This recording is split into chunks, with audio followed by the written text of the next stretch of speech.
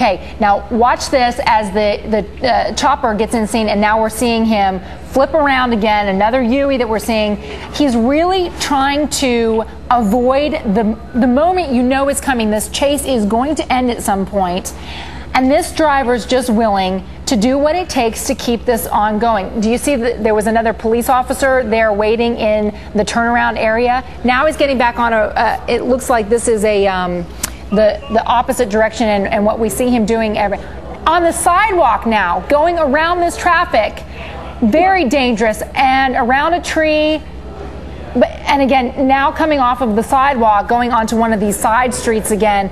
It looks like, Will, that this is an area where there are a lot of one-way streets, because traffic, there's several lanes, and it looks like traffic is heading one direction. Now we're seeing him on this is a side street here, several lanes, 4 lanes or so of a side street. Can't tell whether that's a shoulder or a lane. The lines aren't painted so brightly. But a Dodge Caravan, at any rate, that was on the freeway, now on side streets, doing loop-de-loops around office buildings, going on a sidewalk, skipping through these intersections. Will, have you learned anything about why they tried to pull him over? Yeah, the reason why they initially tried to pull him over was he was a suspect wanted for burglarizing a vehicle, and that is really where the whole thing began. And the other thing to keep in mind too is we're coming up on 45 minutes of this, and over that period of time, it's a Dodge Caravan. It's not known for its gas mileage. We don't know how much gas was in the tank, but obviously at this point you start thinking about that sort of thing. Yeah, we just saw another U-turn here. So basically, what he's doing, he's staying on these side streets and sort of just doing loop-de-loops. He's going for a little while, flipping a Yui, and then going back, driving for a little while, flipping a Yui, and in some cases, when he hits an intersection, there he goes again. Look at that, and again, almost hit that pickup truck doing so. When he hits an intersection, not afraid to climb up over the sidewalk. Many times, Will, when we're following these high-speed chases, what we notice is erratic behavior on the part of drivers. It starts out where the getaway driver, the fleeing driver, is driving somewhat sanely, but as the chase progresses, we see more and more erratic maneuvers. Yeah, that is something that you do see a lot of every time. And in fact, just last week, there was a chase up the road in Dallas where someone who was trying to get away from police plowed right into an intersection, got hit by a pickup truck, and it literally bent the car in half.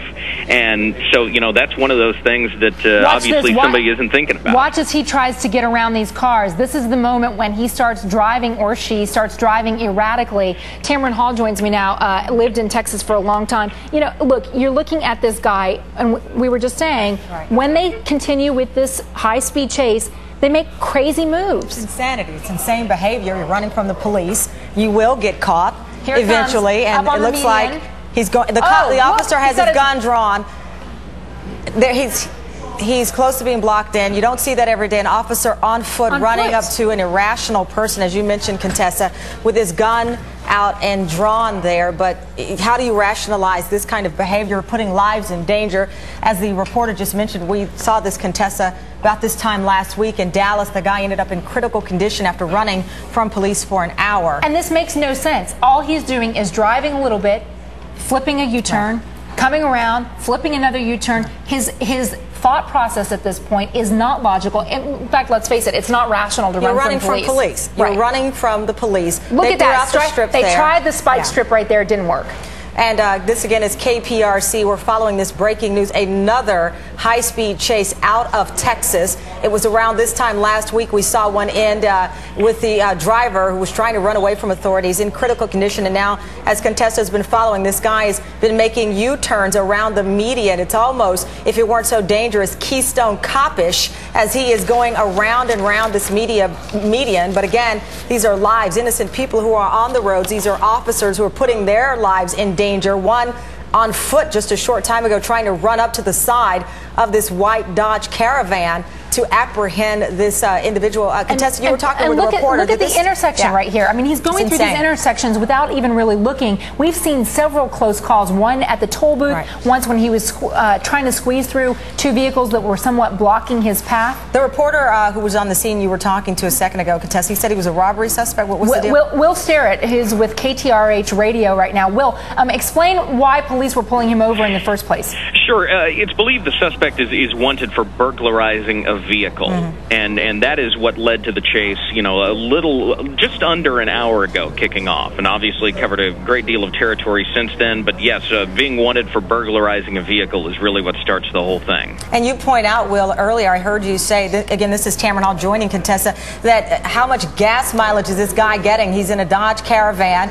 I imagine when he started today, he didn't fill up thinking he was going on the sidewalk there. He avoided the spike strips. There's a fire truck there. Maybe they can, well, I thought for a second they might be able to pin him in there, but the traffic does not start the high. I mean, and like Dallas, Houston has awful traffic.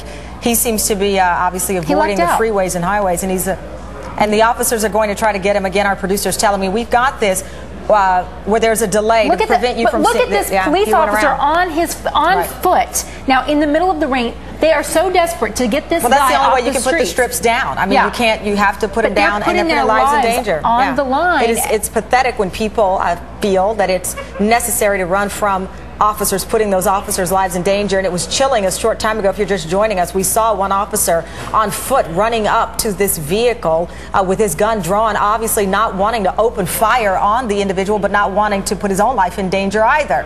And by the way, the other drivers that are on these on these roads don't realize that there's a vehicle coming up on their tails.